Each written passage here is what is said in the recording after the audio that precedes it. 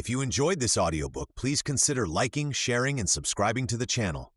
Sharing it with your friends and family helps spread knowledge, and when we help others grow, we grow too. Thank you so much for listening. Let's dive into the book. Chapter 1, The Heart of Every Conflict. Part 1, When Storms Begin. Conflict begins quietly, like a distant rumble before a downpour. Imagine Ben, a graphic designer, feeling his stomach knot as his colleague Priya dismisses his layout idea during a team meeting. He stays silent, but resentment builds. Or picture Carlos, exhausted after work, finding dishes piled high despite his agreement with partner Sam. A sigh escapes him, tension thickening the air. These everyday moments, misread tones, overlooked chores, unspoken frustrations plant seeds for larger storms. Why? Because beneath surface disagreements lie fundamental human needs: respect, support, fairness. When these go unmet, small sparks ignite. A raised eyebrow, a clipped reply, these are early warnings. What subtle signs have you noticed in your own conflicts? Consider Ben's story. He interpreted Priya's feedback as personal criticism, but later, over coffee, he learned she'd been under pressure from a client deadline. Her curt tone wasn't about his skills, it reflected her stress. This mirrors research from nonviolent communication. Conflicts often stem from misinterpreting others' actions while ignoring underlying needs. Similarly, Carlos assumed Sam's forgotten dishes meant disrespect. When they talked, Sam revealed feeling overwhelmed caring for their sick child. The real issue wasn't chores, it was a need for shared responsibility. Unaddressed, these moments escalate. Ben's silence led to cold emails delaying their project. Carlos's sigh became a week of terse exchanges. Crucial conversations highlights how our brains treat perceived threats like physical danger, flooding us with adrenaline, narrowing our thinking. We react, not respond. Ben's avoided confrontation? It signaled to Priya he didn't value collaboration. Carlos's irritation made Sam feel unappreciated. What began as minor friction now fueled mutual defensiveness. But conflict isn't failure, it's feedback. Like a check engine light, it signals unmet needs. Getting to yes emphasizes separating people from problems. Ben and Carlos could have paused early. Priya, your feedback surprised me. Can we discuss your concerns? Or Sam, the dishes worry me. Is everything okay? Simple curiosity diffuses tension. Think of a recent misunderstanding. What need might have been beneath it? Recognizing triggers is key. The anatomy of peace shows how past experiences shape reactions. If Ben was once mocked for creative ideas, Priya's critique might feel like old wounds reopening. Carlos, raised in a strict household, might see messiness as moral failure. Self-awareness helps. Am I reacting to now or to history? Physical cues matter too. Clenched fists, shallow breath. Noticing these allows you to pause before reacting. By reframing conflict as a path to deeper connection, we gain power. Ben's coffee chat strengthened his partnership with Priya. Carlos and Sam created a chore schedule, easing stress. Each conflict holds potential to clarify needs, rebuild trust, and grow. As we explore how our inner stories shape these clashes next, remember, every storm starts with a single cloud. What small conflict could you approach with curiosity today? Part 2. The stories we tell ourselves. Our minds constantly weave tales to explain the world, especially during disagreements. These inner stories, shaped by past experiences and beliefs, color how we interpret events, often turning small incidents into major conflicts. By learning to spot these narratives, you can prevent misunderstandings before they escalate. This section provides practical tools to distinguish between objective facts and subjective interpretations, helping you approach conflicts with clearer eyes and calmer minds.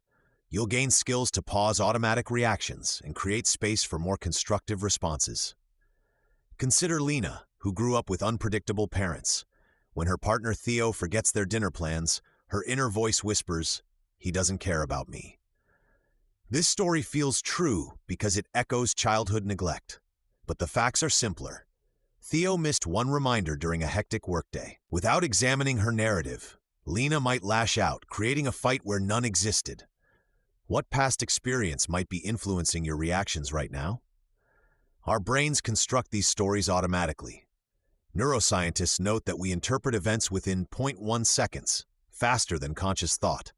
This mental shortcut helped ancestors survive predators but misfires in modern conflicts. For example, Raj felt insulted when his colleague Fatima didn't smile at him. His story, She dislikes my project proposal. Reality? Fatima wore new contact lenses that made her eyes water. When he asked gently, they shared a laugh over the misunderstanding. Try this exercise next time tension arises. Draw 2 columns. Label 1, facts. Observable events, email received at 10 a.m., no reply by 3 p.m. Label the other, my story, interpretations, they're ignoring me deliberately. This technique, inspired by negotiation experts, reveals gaps between evidence and assumptions. One manager, Ken, used it when his team missed deadlines. His initial story? They're lazy. The facts showed overlapping priorities from other departments. Solution: he coordinated timelines with other teams. Notice how shifting stories transforms outcomes. Eva believed her neighbor's loud music meant disrespect. After listing facts, music plays Tuesday 7-8 p.m., she learned it was his daughter's violin practice. Eva then requested earlier sessions, which they gladly agreed to. Her revised story? They're nurturing talent. Small perspective shifts like this dissolve resentment. When did you last misinterpret someone's actions? These narratives often stem from core fears of rejection, inadequacy, or loss. Tom snapped at grocery clerks during shortages, convinced they're hoarding supplies. His deeper story? I'll fail to protect my family. Recognizing this helped him reframe. Staff are overwhelmed too. He started thanking workers instead, easing tensions. What fear might be hiding behind your latest frustration? By questioning our automatic thoughts, we reclaim agency in conflicts. Practice noticing physical cues, tight shoulders, quickened breath, as signals to pause and ask, what's the evidence for my story? This builds the self-awareness needed for genuine empathy. Next, we'll explore how to apply this clarity when seeing through others' eyes. Part 3. Seeing through new eyes. We often view conflicts through a single lens, our own. That limited view keeps us stuck. But when we pause to truly see from another's perspective, everything changes. This part offers simple, practical ways to shift your viewpoint. You'll learn how listening differently dissolves anger, builds trust, and uncovers solutions hidden by assumptions. We'll explore real stories where this shift turned arguments into understanding, using techniques anyone can apply. By practicing these skills, you'll transform how you handle disagreements at work, home, or anywhere tension arises. The goal isn't to win conversations, it's to connect through them. Empathy starts with curiosity. Imagine you're holding binoculars. You've been looking through one end, seeing things close up but distorted. Now flip them around. Suddenly, you see the whole landscape. That's what happens when you see through another's eyes. Take Lena, a manager frustrated with her team member, Omar.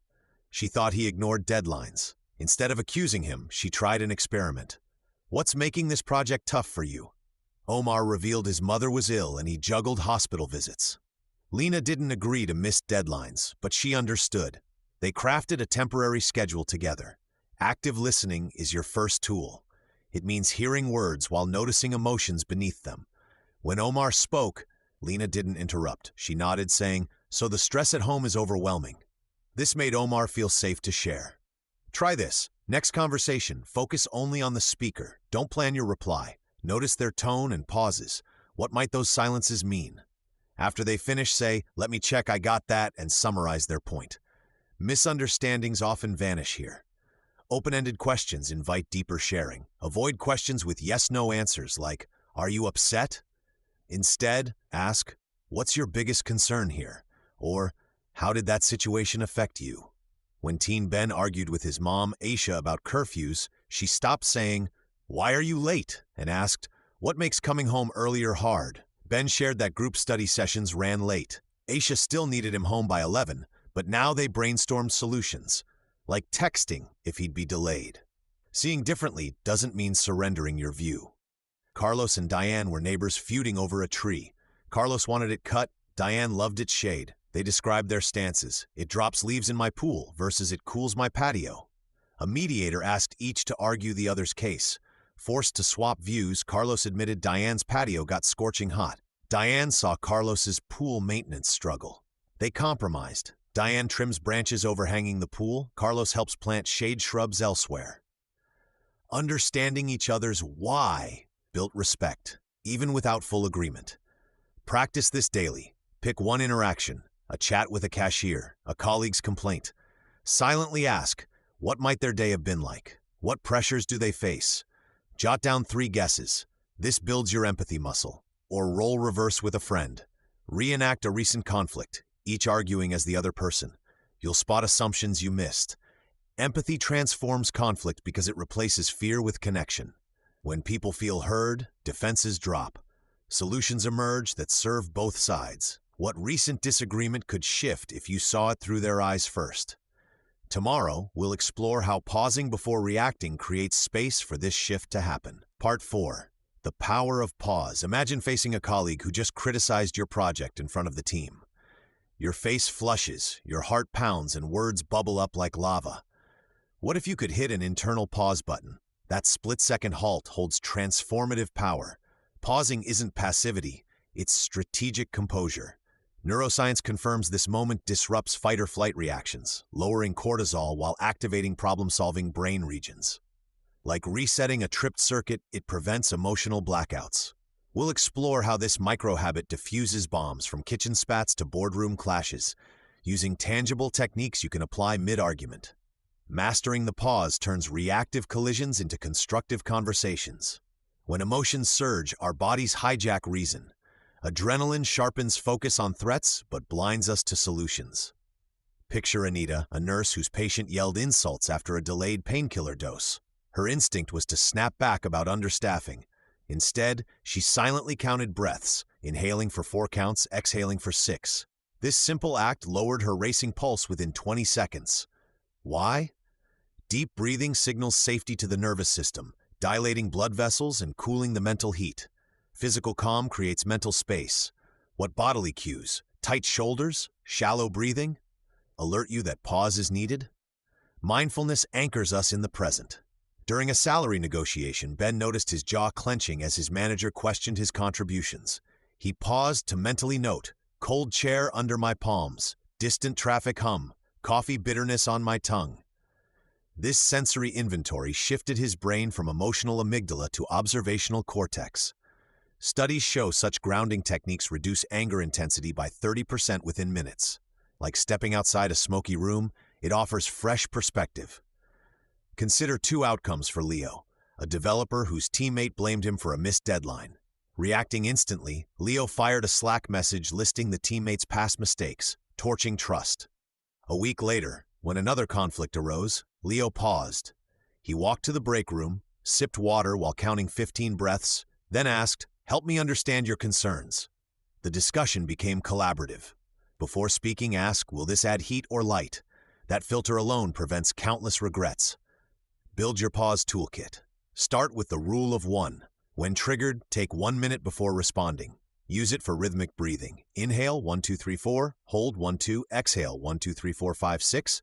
Longer exhales activate relaxation nerves. For intense moments, practice 5, 3, 2, 1. Identify 5 colors, 4 textures, 3 sounds, 2 scents, 1 flavor. This sensory reset takes under 90 seconds. Like a surgeon washing hands, make it routine before high-stakes interactions. Which daily friction point will you trial this tomorrow? Pausing transforms conflict chemistry. It creates space for empathy, recalling that the colleague snapping may be sleep-deprived caring for a sick child, or for strategic questions like, what outcome do we both want? Research on hostage negotiators reveals that even 4-second silences make parties reframe positions. By inserting that buffer, you exchange reaction for response. The pause is where collisions become collaborations. Chapter 2, The Language of Peace. Part 1, Words that Build Bridges. Words shape our world, especially during disagreements. Imagine 2 neighbors. Leo's tree branches hang over Maya's garden, dropping leaves into her pool. Leo sees it as natural. Maya feels it's disrespectful. Their first conversation starts with blame. "You never trim your tree." Leo snaps back. "You're too picky." Walls go up. But what if we build bridges instead? This section explores how everyday language can transform conflict. You'll discover practical ways to express yourself clearly without attacking others. Learn phrases that invite cooperation, not arguments. Real stories show how shifting words changes outcomes. These tools work in family talks, workplace issues, or community disputes. You'll leave ready to turn tense moments into opportunities for connection. Consider how often we use you statements when upset. "You made me late." or you don't care. These often feel like accusations. Now picture Leo trying differently. When leaves fill the pool, I feel frustrated because I value a clean swimming area. This simple shift, focusing on his own experience, changes everything. Maya hears his concern without feeling attacked. She might respond, I understand it's messy. Could we discuss trimming schedules? Suddenly, they're problem-solving together. What happens when you replace blame with personal observations? Nonviolent communication, a method developed by psychologist Marshall Rosenberg, teaches this approach. It has 4 steps. Observe facts, state feelings, express needs, then make requests. For instance, a team leader, Carlos, notices missed deadlines. Instead of, you're unreliable, he says, when reports arrive past due, I worry our project stalls. I need reliability. Could we set earlier draft dates? This keeps conversations constructive. Notice how naming your own emotions, I feel overwhelmed, disarms tension better than accusing, you're irresponsible. When did you last pause to identify your feelings before speaking? Real conflicts improve with these phrases. Take Priya, whose colleague interrupts her in meetings. She practiced saying, I lose my train of thought when interrupted. I'd appreciate finishing my points first. Can we try that? Her colleague agreed instantly. He hadn't realized his impact. Similarly, a couple, Ben and Elena, argued about chores. Elena said, I feel stressed seeing dishes pile up. Can we create a cleaning chart? Ben, who'd previously defended himself, now helped draft one. These I statements and clear requests prevent defensiveness. How might your last disagreement have changed with such phrasing? Of course, choosing words thoughtfully takes practice, especially when angry. Start small. Replace absolute terms like always. You always ignore me with specifics. Yesterday, when I spoke about the budget, I felt unheard. If tempers flare, suggest a break. I need 5 minutes to think clearly. Let's pause. This prevents escalation. Remember Maya and Leo? After their harsh start, Leo later said, I see how leaves bother you. I'll trim branches monthly. Does that help? Maya, disarmed, offered to share costs. Their language repaired the rift. What phrase could you test this week? Mastering bridge-building words prepares you for deeper listening, the focus of our next section. When we speak without blame, others feel safe to open up. Part 2. Listening like you mean it. After learning to choose words that build bridges, we turn to the other half of communication, receiving them. True listening transforms conflicts. It's not about waiting for your turn to speak or planning defenses. It's about fully absorbing what someone shares, their words, tone, and unspoken emotions. When people feel genuinely heard, anger often dissolves. Walls come down, hidden needs surface. This part will show you how to listen in a way that builds trust and uncovers solutions. You'll learn practical techniques to use today, backed by real stories of repaired relationships. Imagine resolving disputes by simply understanding better. Let's explore how. Hearing happens automatically. Listening requires effort. Think about Jada, a nurse manager. Her team member Eli burst into her office saying, "This schedule is unfair." If Jada only heard the complaint, she might have argued policy. But she paused, set aside her clipboard, and said, "Tell me more." As Eli explained, Jada noticed his clenched fists and shaky voice. She reflected, "It sounds like you're exhausted from covering extra shifts." Eli's shoulders dropped. "Yes, I missed my son's play last week." By listening beyond words, Jada uncovered his real need, balance, and adjusted the schedule. When have you assumed you understood someone, only to miss their deeper message? Active listening involves 3 key techniques. First, reflective listening. Paraphrase what you've heard in your own words. For example, if your roommate Anna says, "You never clean the kitchen," you might respond, "It seems like you're frustrated because the mess affects your cooking time." This shows you're engaged, not just waiting to defend yourself. Second, summarize longer points. After a colleague vents about a project, try, "So the tight deadline and unclear roles are causing stress?" This clarifies misunderstandings early. Third, validate emotions. Even if you disagree with the facts, say, "I see why you'd feel overlooked." Validation doesn't mean agreement, it means acknowledging their experience. Consider Ken and Rhea, neighbors in a dispute over tree branches. Ken demanded Rhea trim them. Instead of refusing, Rhea invited Ken for coffee. She listened silently as he ranted, then summarized. "Your main concern is branches scratching your car and blocking sunlight." Ken nodded, surprised she remembered details. Ria then shared her worries about tree health. They hired an arborist together. By listening first, Ria turned a feud into collaboration. What conflicts in your life could shift if you approached them with this curiosity? Practicing these skills reshapes conversations. Start small. In low-stakes chats, focus entirely on the speaker. Put your phone away. Notice their body language.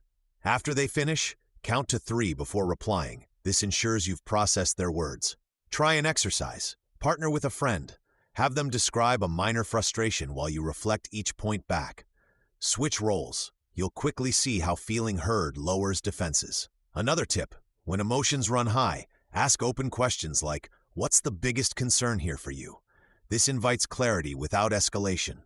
Deep listening reveals what's beneath surface complaints. A parent might say, "You're always late," but their core need could be reliability or respect. In workplaces, teams that listen actively solve problems faster because they address root causes, not symptoms. It builds psychological safety. People share ideas freely when trust exists. As you master this, you'll notice fewer arguments and quicker resolutions. Others feel valued, making them more open to your perspective. Now that we've explored receiving words with care, we'll next discuss how to respond with honesty and heart. Part 3. Speaking from the heart. Speaking from the heart transforms conversations. When we express our true feelings and needs clearly, we build trust instead of walls. Imagine sharing what matters most without blame. This stops arguments before they start and invites others to understand us. You'll learn simple ways to speak honestly, even when tensions rise, making relationships stronger. Practice identifying your emotions and stating them calmly. This isn't about winning, it's about connecting. Consider how Priya felt when her roommate Ben kept leaving dishes piled high. Earlier she snapped, "You're so lazy!" This made Ben defensive. They argued weakly. After learning to speak from the heart, Priya tried differently. She said, "I feel stressed when I see dirty dishes in the sink because I need a tidy space to relax.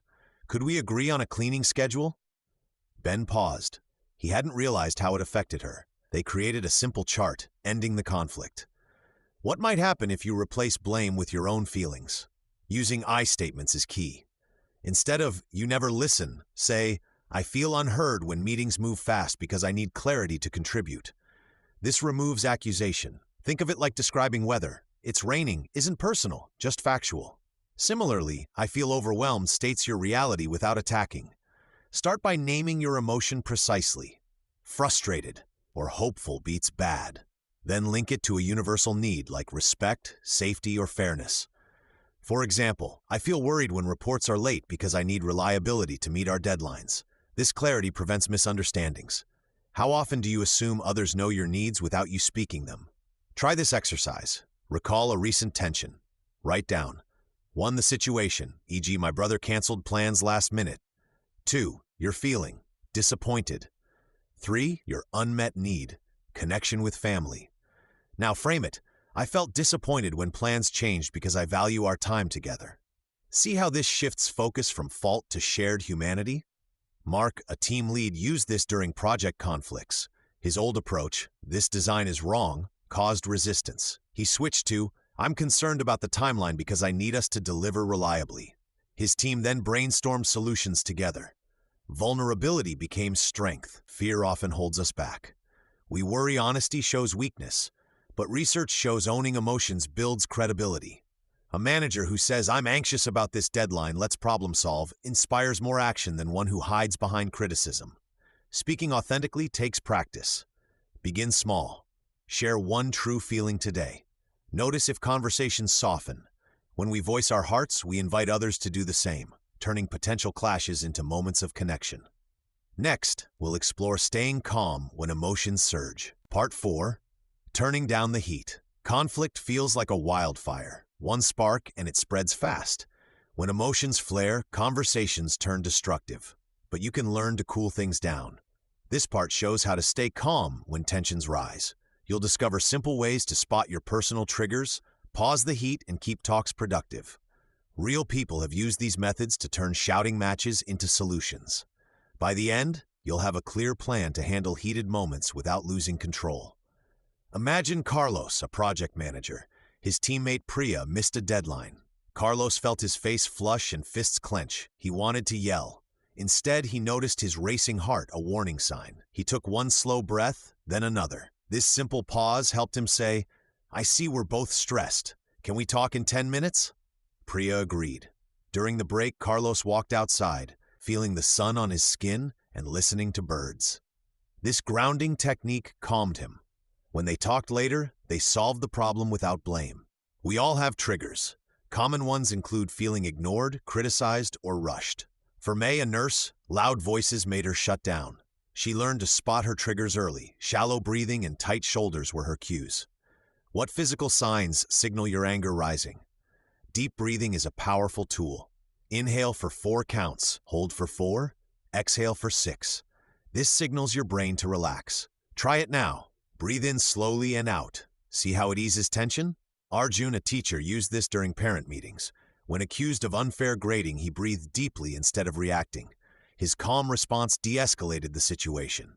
Grounding exercises anchor you in the present. Notice 5 things you see, 4 you hear, 3 you touch. Fatima, a store owner, did this when a customer shouted. She focused on her feet on the floor and the counter's cool surface. Within seconds, she felt steadier. Sometimes you need a break. Say, "I want to hear you. Let's pause and continue at 3 p.m. Set a specific return time to show commitment. After a conflict with his spouse, Thomas used a 20-minute walk. He returned ready to listen. How could a short pause have changed your last argument? Create a personal cooling plan. First, list your triggers. Being interrupted? Certain tones? Next, identify your body's signals. Sweaty palms or a clenched jaw. Then pick techniques, breathing, grounding, or a break. Finally, practice them in low-stress moments. When Lena felt triggered in a meeting, her plan helped her stay composed. She addressed the issue clearly, and her team respected her response. Staying calm keeps conflict constructive. It prevents hurtful words and opens space for solutions. Emotions are natural, but they don't have to control you. With practice, you'll turn heated moments into chances for connection. As we move forward, you'll learn how choosing the right words builds bridges from this calmer place. Chapter 3: Turning Walls into Doorways. Part 1: The Magic of Curiosity. Consider the last time you disagreed with someone. What if, instead of defending your view, you asked about theirs? This section explores how simple curiosity can transform conflicts. By replacing judgment with questions, you uncover hidden needs and create solutions. You'll learn practical ways to ask non-threatening questions that lower defenses. Real stories show how curiosity turns arguments into collaborations. Discover why shifting from "I'm right" to "tell me more" builds bridges. These tools help you find resolutions while strengthening relationships. Every conflict becomes a chance to grow when you lead with curiosity. Imagine Lena and Ben arguing about household chores. Lena thinks Ben avoids cleaning. Ben feels nagged. Their nightly disputes follow the same pattern: accusations, denials, and silence. One evening, Lena pauses. Instead of saying, "You never help," she asks, "What makes chores feel overwhelming?" Ben admits his long commute exhausts him. Lena shares her stress about managing everything alone. This question shifts their conversation. They brainstorm solutions together, like Ben handling weekend tasks when he's rested. What might happen if you replaced one accusation with a question today? Curiosity works because it disarms defensiveness. When people feel judged, they shut down or fight back. Asking open-ended questions signals respect. Try phrases like, "What concerns you most about this?" or "How does this situation affect you?" Avoid why questions, which can sound accusatory. "Why did you do that?" implies blame, while "What led to that choice?" invites explanation. Tone matters too. Keep it calm and neutral. In workplace conflicts, a manager might ask, "What part of this project feels risky to you?"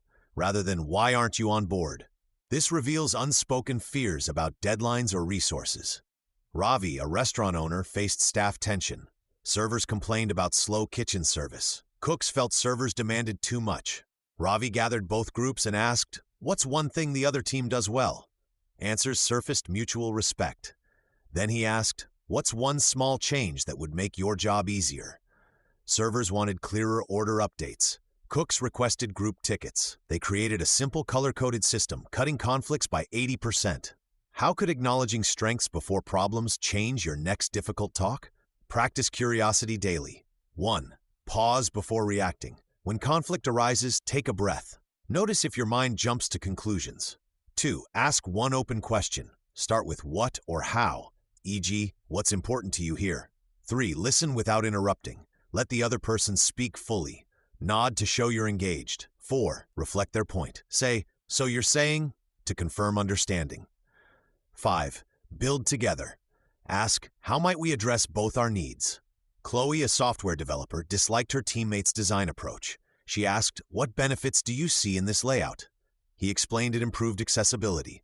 Chloe then shared her concerns about load times. They merged ideas, creating a better solution. Curiosity reveals hidden opportunities, like how Ben's chore confession led to a fairer schedule, or how Ravi's staff found efficiency through mutual gripes. When have you discovered something unexpected by staying curious?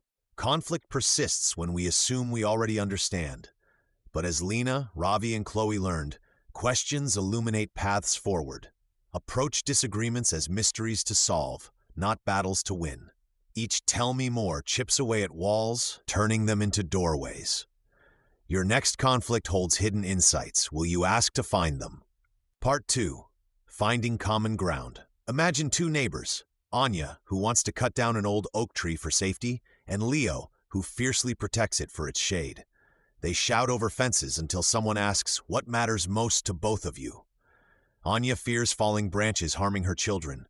Leo treasures the tree's cooling effect on his arthritis. Their shared interest? Family well-being. Suddenly they're inspecting the tree together, hiring an arborist who trims risky branches but saves the shade. This shift from opposing positions to shared needs transforms deadlock into partnership. You'll learn to spot these hidden connections in any conflict, creating solutions where everyone wins. Start by separating positions, surface demands from interests, core needs. When co-workers Samira and Thomas argued over remote work policies, Samira insisted work from home forever, while Thomas demanded office 5 days a week. Asking why revealed Samira needed flexibility for childcare, and Thomas valued collaboration for complex projects. Their shared interest? Team productivity. They crafted hybrid schedules with core in-office days for teamwork, satisfying both. Try this exercise. Draw 3 overlapping circles. Label one "my needs," another "their needs," and the center "shared ground." List everything relevant. In a restaurant dispute, Chef Elio wanted expensive new equipment, while owner Fatima prioritized cost cutting. Their shared circle revealed customer satisfaction and staff retention. They compromised by leasing equipment, improving meals, pleasing Elio, while spreading costs, easing Fatima's budget.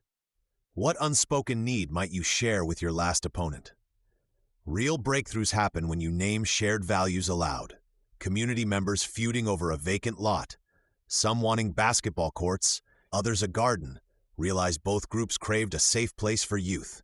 That common phrase became their blueprint. Half the lot became courts, half garden plots, with teens tending both. By framing agreements around mutual values, safety, growth, respect, solutions feel like shared victories, not concessions. Even bitter rivals share fundamental needs. Consider Ava and Ben, divorcing parents battling over holiday schedules. Their mediator noted, "You both listed our son's happiness first." That became their compass. They designed alternating holidays with video calls on off years, a plan born from unity, not defeat. Where might hidden alignment exist in your toughest relationship? This approach turns friction into foundation. Once adversaries see their shared hopes, defenses lower. Ideas flow freely. Leo and Anya now co-organize neighborhood tree care days. Samira and Thomas mentor new hires together. By anchoring resolutions in common ground, you build bridges strong enough to hold future disagreements. Next, we'll explore how differences, once acknowledged, can spark unexpected innovation. Part 3. Dancing with differences. Differences don't have to divide us. Think of them as sparks that ignite new ideas. When we shift from fearing disagreement to welcoming it, we discover unexpected paths forward.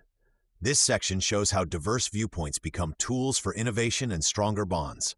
You'll learn simple ways to turn opposing opinions into creative fuel. Real stories reveal how people transformed heated debates into breakthrough solutions.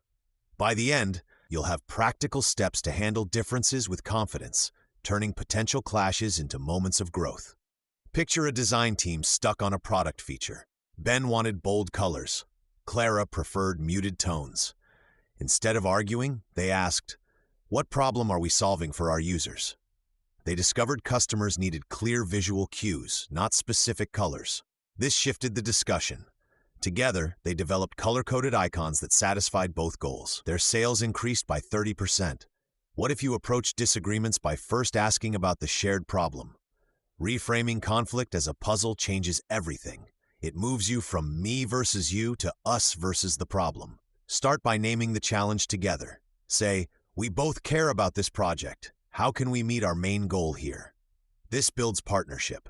Omar and Lynn, neighbors clashing over park renovations, used this method. Omar wanted play equipment. Lynn sought quiet gardens.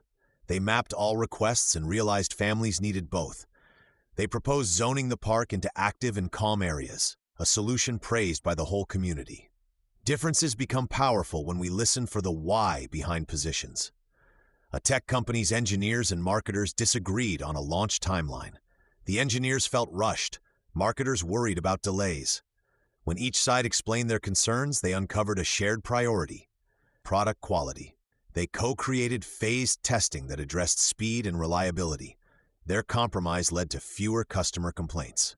How often do you explore the reasons behind someone's stance before reacting? Practice these steps to handle differences well. Pause before responding. Take a breath to avoid knee-jerk reactions. 2. State the shared goal. Example, "We both want this event to succeed. Let's figure out how." 3. Invite perspectives. Ask, "What's important to you here?" 4. Brainstorm together. List all ideas without judgment, then find overlaps. Diverse views guard against blind spots. A hospital committee reduced patient wait times by 40% after inviting input from nurses, doctors, and cleaners. Each noticed different bottlenecks. Their combined insights created a smoother system. Like adding ingredients to a stew, varied perspectives enrich outcomes.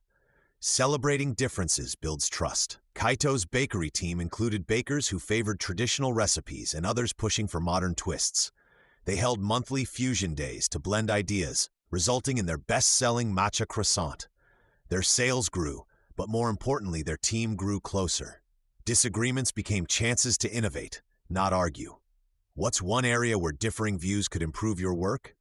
By treating conflicts as collaborations, we build stronger foundations. Next, we'll explore how setting kind boundaries keeps these connections healthy. Part 4. The Art of the Gentle. Building on our exploration of celebrating differences, we now turn to a vital skill for sustaining healthy connections: setting kind boundaries.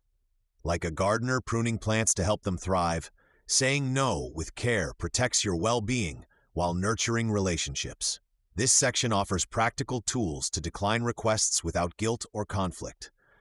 You'll learn simple phrases that express your limits clearly and respectfully, transforming potential friction into opportunities for mutual understanding. By the end, you'll feel empowered to protect your time and energy while keeping goodwill intact. Many of us struggle to say no. We worry about disappointing others or being seen as unhelpful. Consider Priya, a graphic designer. Her colleague Leo often asked for last-minute help on projects. Priya always agreed, fearing tension. Soon, she worked late nights, missed family dinners, and felt resentment building. Her work suffered, and she avoided Leo. What happens when we consistently override our own needs? The cost is high: burnout, strained relationships, and lost trust. Boundaries aren't selfish. They're necessary for showing up fully in our connections. A gentle no works by balancing kindness with clarity. Start by acknowledging the request warmly. Then state your refusal simply.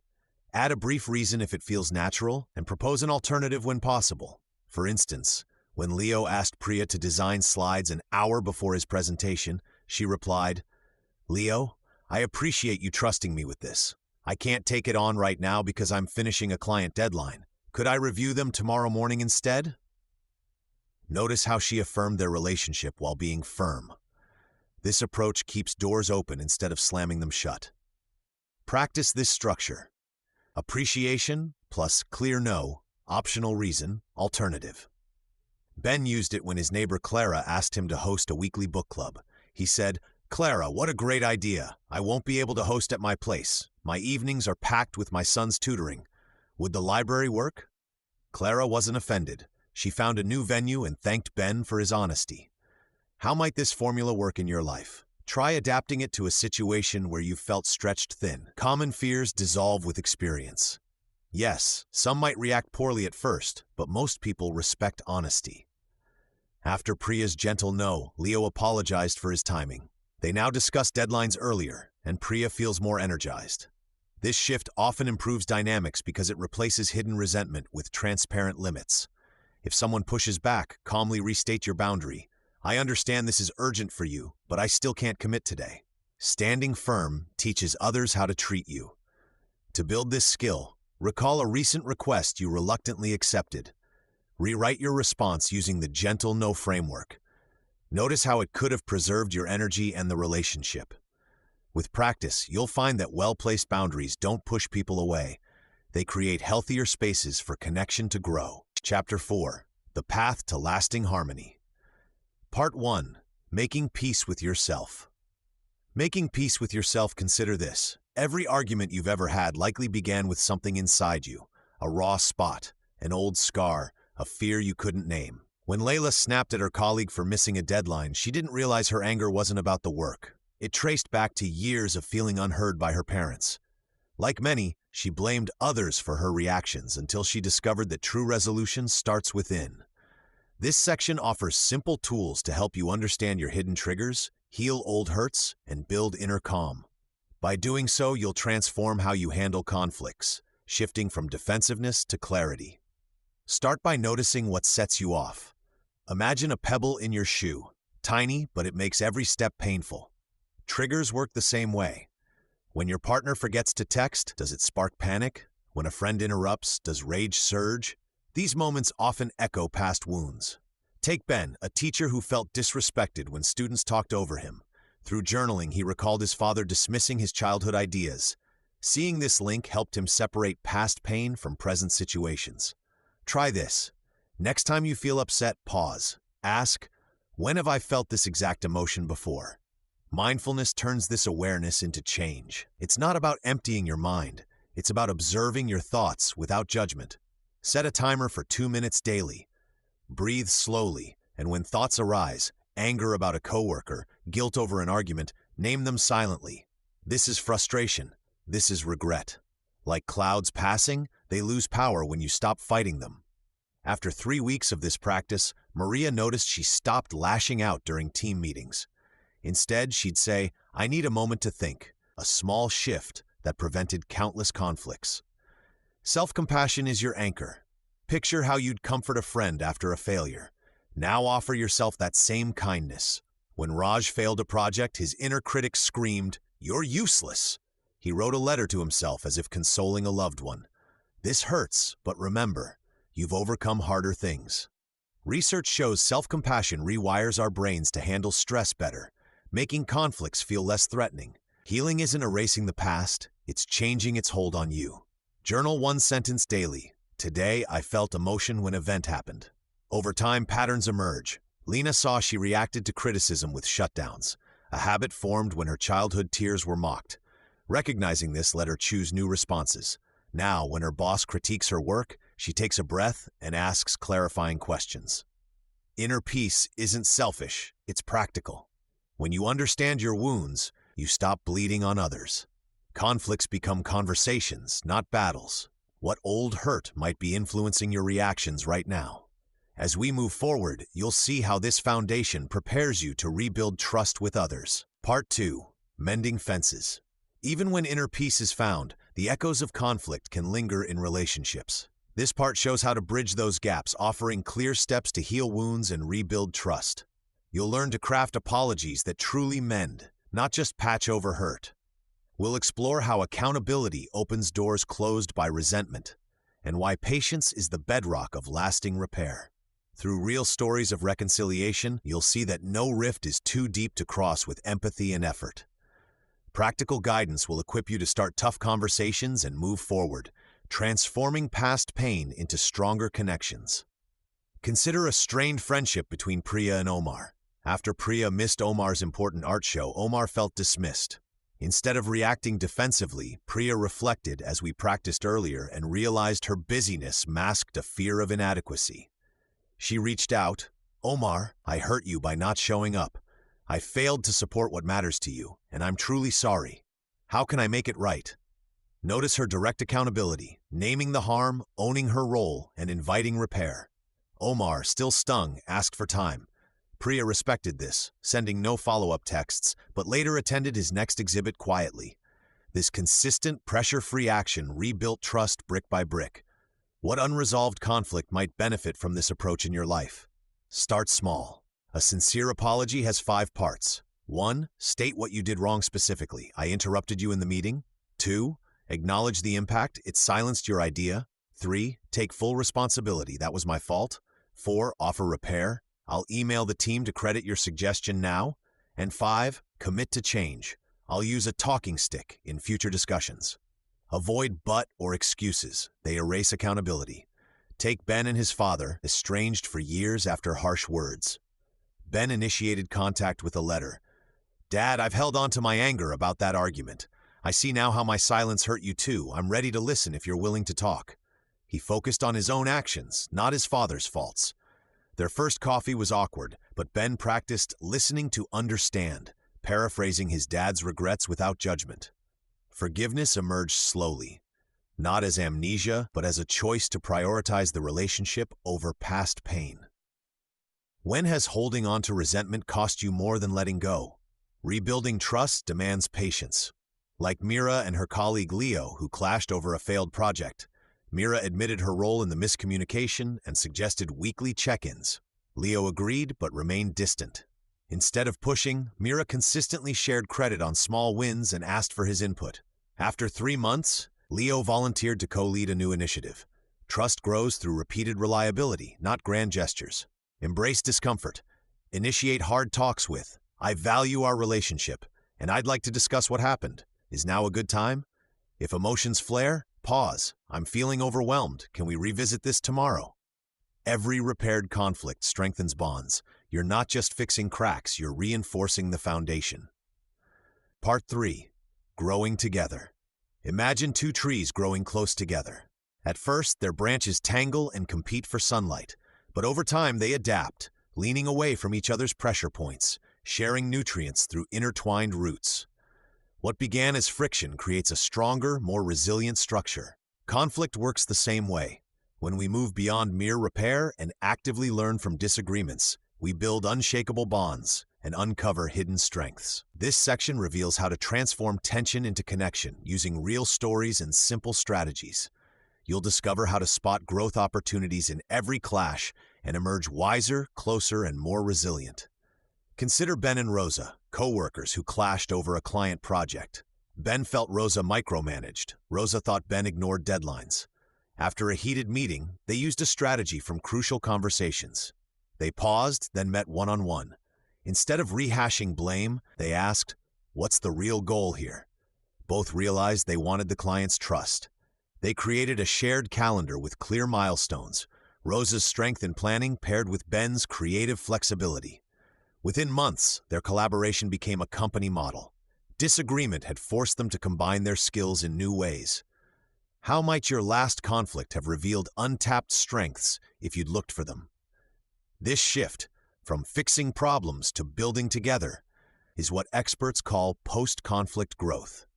Research in books like High Conflict shows that groups who reflect after clashes develop 30% more innovative solutions. Take Amir and his teenage daughter Layla. Their nightly arguments over screen time left both exhausted. Inspired by nonviolent communication, Amir started their next talk with, "Help me understand what's important to you about your phone time." Layla admitted she used it to cope with school stress. Together, they designed stress-busting breaks, walks or music instead of scrolling.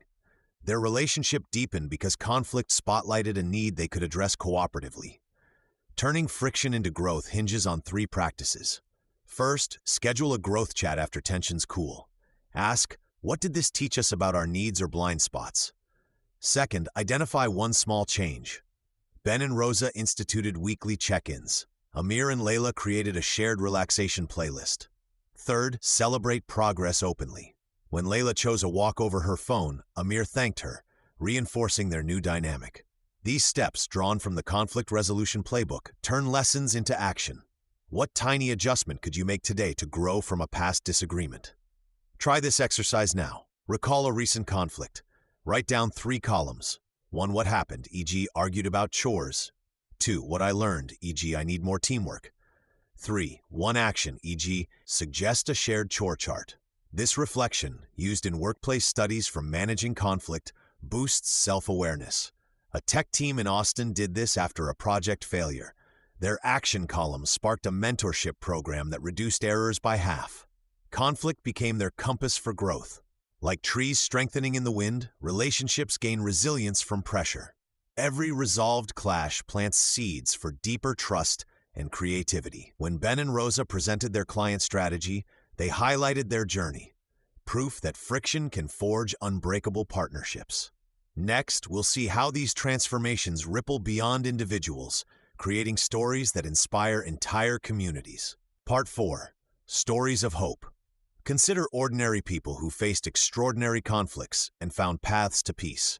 Their journeys show that harmony is possible, even when divisions seem unbridgeable. You'll meet individuals who transformed personal turmoil into connection, neighbors who turned bitter disputes into cooperation, and communities that replaced hostility with collaboration.